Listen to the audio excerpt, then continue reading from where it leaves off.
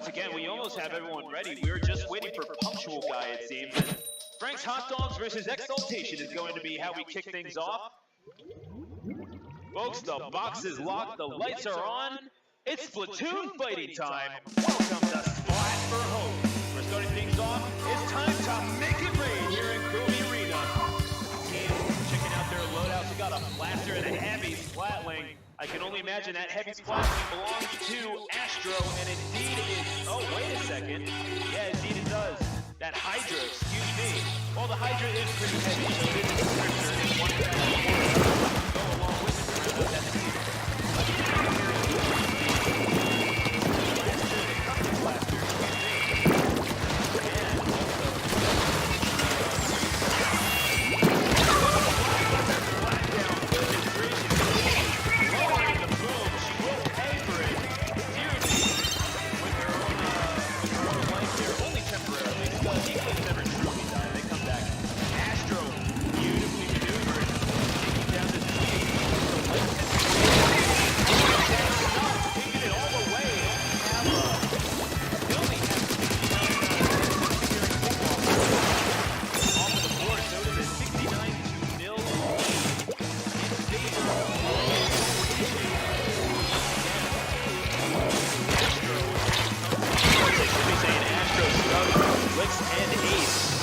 Getting tagged there hard. But they have not been able to advance as the Frank's Hot Dogs. Been pretty good. Snuggles are good, memorandum. Thank you for the agreement. Snugs doing some work with the inkjet, at least holding them back, pestering them. They have not been able to get much of anything on their opponents. And Snugs is hunting them down. Good stuff. He catches Blue. So again, running the light tetradualies, as well as the Clash Blaster, it looks like a... Well, not the Clash Blaster, but a Clash Blaster, let's say. Punctual, coming very close to death, somehow avoiding it. But with those dually squelchers, he is able to keep his distance, so very fortunate for that. He tags Ace, and he finds himself on a pretty good scale here. Unfortunately, it is his team that's still down, 69-0, and that's Ninetale with the gold Dynamo Roller, providing some much-needed ink armor for his team. And Punctual, he gets tagged. Ninetale not able to provide that support, and Licks trying to pop it, and they will take over the Rainmaker, but they get points on the board, so it is a 69-40 deficit. It has been ticked down. So Exaltation, if they want to get that dominating knockout that they looked like they were going to get at first. Looks like they're bunched up. Just like that, oh, the bomb doesn't do nearly as much as one might have thought it. I think they realize the dangers of being bunched up like that. And Ace, he finds himself going where Eagles dare. He almost got himself a few more ticks off the board, but it still remains at this juncture.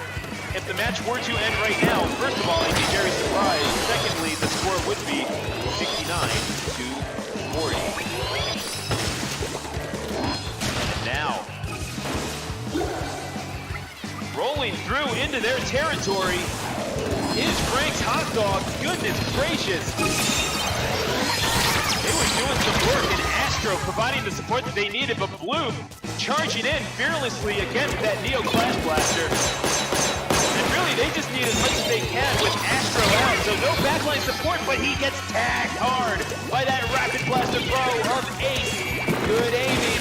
Good eye, Sniper. And I shoot, you run, but Ninetale's not a part of co-leading Cambria for as much as I know, but certainly a favorite house of Mid-Atlantic here in Virginia. For Blue and company, as Frank's Hot Dogs are putting in work as the Rainmaker gets reset. And now Astro taking the initiative himself, and now he retreats back to his position on the back line. And Licks, well, they're going to be working 3-on-4, so that's trouble. Simply was not expecting the splashdown to come out from Katie, so well done by Katie, but of course it's a 4-2 on the field, 4-1. If they're going to push, now is the time. Snugs charging into their territory. Ninetales is going to have to do everything he can with that gold dynamo roller just to hold them off. They're going to maintain possession, but just like that, well done by Ninetales. There's hope yet for Frank's Hot Dogs in this game number 1.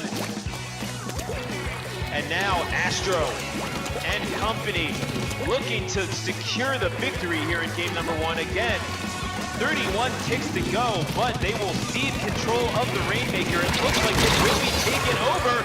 And Katie and Astro, that is a trade that I'm sure that they will take. No one in, oh, they do get the Rainmaker, and that is going to be it. Exaltation, exulting after that one. The fist hounds are going around. They do indeed win by a score of 69-40 here in game number 1. So beautiful performances by both teams, and as we saw, 21 kills by Lix, who was just getting it up in their face.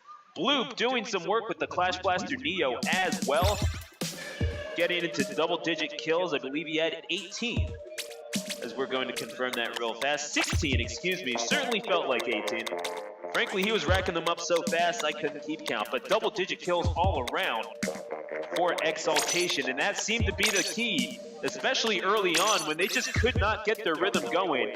Frank's Hot Dogs, that's how Exaltation took advantage, and with the limited numbers on the field, they saw very limited resistance in their initial push. So as we get things going for game number 2, excuse me, I was Got to be looking at the camera now. I'm so used to switching back and forth between all these screens. I can only imagine how you would be on the Wii U, having to look between the gamepad and this. But regardless, folks, Stu the announcer, riding solo with you here on Twitch.tv/SwitchVersus, and thank you all for joining us once again for a charity live stream to benefit Help Hope Live. And I should say right now, so during the live stream, you the viewers at home will have an opportunity to donate to Help Hope Live, excuse me.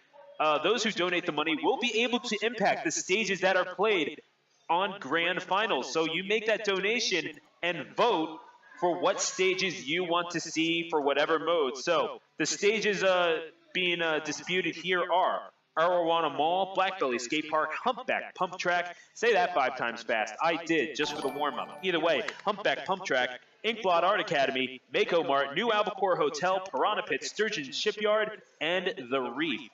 So, those are the stages that you have to choose from. Thank you so much for your donations. Thank you so much for your generosity, and thank you for supporting SwitchVersus and the local Splatoon community. We can't express enough what that means to us. And that's the loadouts right there. Astro going with the heavy splat lead for real this time. Katie switching off to the ballpoint. Very specific game plan in mind for both of these teams. And now, Blue, he got hit hard. And of course, we're going to finish out these loadouts. The Clash Blaster Neo, Gold Dynamo Roller, and the Dewey Squelchers. For Frank's Hot Dogs, that's going to be it. But Splash-O-Matic and a Kensa splatter shot throw, along with the end parry Dewey. So 3 changes in weapon for Exaltation. They have a very specific game plan in mind. They definitely do value, they're going with accuracy, quite frankly. They are confident in their ability to hit their shots, as one might expect from a flat-wing game like Astro, who has been known to dwell in the sniper arts, I will say that. And Katie taking out Lix with that inkjet. Beautiful shot from the young FHD Katie. Punctual guy trying to make his way around, but being pursued. And right now it is a score of 72 ticks remaining to an entire 100. They have taken the tower, have Frank's Hot Dogs, but have not been super effective. Well, hey, if you don't like Arowana, there's one way to prevent that. The double, I am sure that they are going to take that. The 2-to-1 kill coming out for Exaltation. And just like that, it's still a 4-3 advantage on the field for Exaltation, as Lix on the front lines with those end carry dualies, and they have dominated the meta, at least in the East. for so long, and slowly their influence has spread its way to the West, especially after, of course, this summer, the GG boys taking the Splatoon World Championships in Los Angeles, and the Enperry Dualies have dominated the Japanese meta pretty much since day one, or as the day one of the Enperry Dualies. We'll just go ahead and ignore what I said there. But regardless, Snugs coming through. Yeah, no, he's got himself a Splash-O-Matic, and he ain't afraid to use it, but there are points on the board for maybe a mistimed charge forward by Bloom, and he will pay. It's a 4-2 advantage on the field, and now it's time for Exaltation to push the initiative. They are going to get forced off the tower by an expertly placed bomb throw. It looked like it could have been from anyone, quite frankly, but we're going to see Blue in retreat, and they're going to take 4 off of their counter. They're down to 35. It's a 35-10 lead in favor of Exaltation right now, and they're not done yet. They've got it down to 50, and they're gonna keep going. Katie does get a splat, but is it enough to take back the initiative? Well, they did lose the tower, so there is that, but the damage has been done. Thus far, a 55-10 advantage in favor of Exaltation. And Frank's Hotdogs, they're gonna have some major work to do if they want to get themselves back into this one. Astro, he's gonna sit in that point center. He does not care. He says, you know what? I dare you to hit my shot. This is Astro making a statement here and now, and he will retreat as they do lose the tower. Sensing that maybe Ace is a little too far forward, but Ace is putting in that work nonetheless. A critical splat at the front of the line, and Snugs sees this, takes advantage, and on the tower he will go. And again, you know what?